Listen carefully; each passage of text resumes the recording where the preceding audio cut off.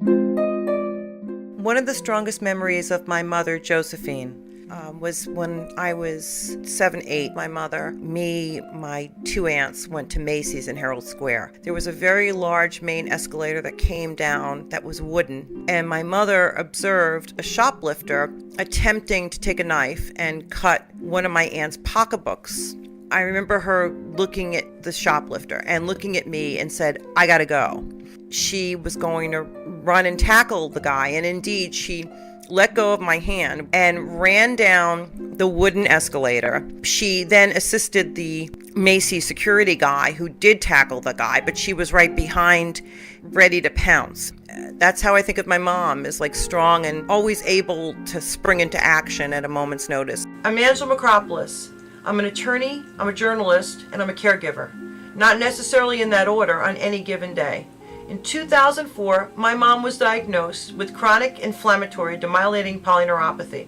Several years later, my life changed dramatically when I moved back in with her when she could no longer live alone with this disease. It's called neuropathy. What it is it hits the nerves.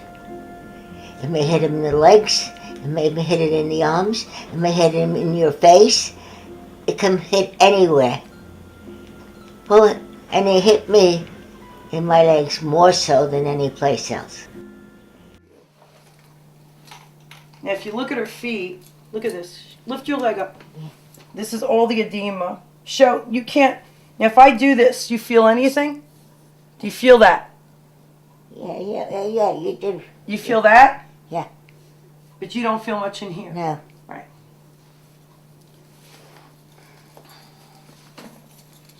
Okay, and how'd you get these, Mom? Look up. How'd you get this? That's always been there long. Yeah, well, a couple of years, but why did you get it, Mom? When it got bumped into. Correct, because you have peripheral arterial disease. Okay. I feel that I can overcome it, but the only thing I can't overcome is the walking. That bugs me. And yet I do walk. Not with with the walker. I walk. But I don't like the walker. But you have to use it. We're going to do a couple more steps and then you're going to walk on the walker. Come on, Angel. Come on yourself. All right. Body forward. Come on. Forward. Mommy, you can't walk unless I can get you up. Yeah. Forward, Mom. Forward on your hips. Put your other hand up. Walk. Okay, just wait a moment. You okay? No. Right foot. Good girl. Left foot. Right foot. Right foot. Left foot. Right foot. Left foot. Left foot. Yeah. Left foot. Left foot. Why do I don't want them to see me? Because it's hard. It's hard, people watching you. And they do, it's not done purposely. It's done without, I don't even think they know it. One of the things that really brings the disease home to me is the amount of materials and devices that are in my house or in my mother's house that have never been there before. There is the walker, which is obvious. There is the pole for the IVIG that she receives every 3 weeks.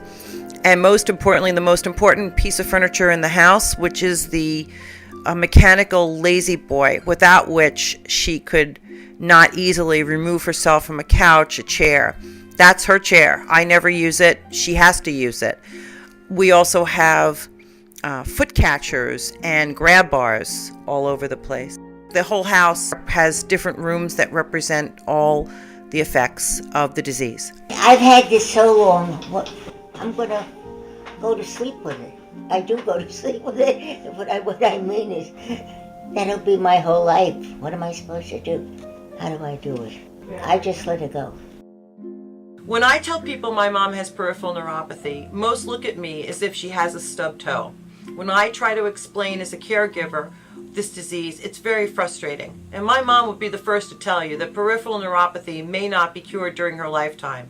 But for the 20 million Americans, 1 in 15, that suffer pain, imbalance, or both, this video is for them. For people like Carolyn Burgess, a 61-year-old woman told by her neurologist to just go home and pray. Peripheral neuropathy is just coming out of the shadows, but greater public awareness needs to be made. Let's put our brains together to support brain research.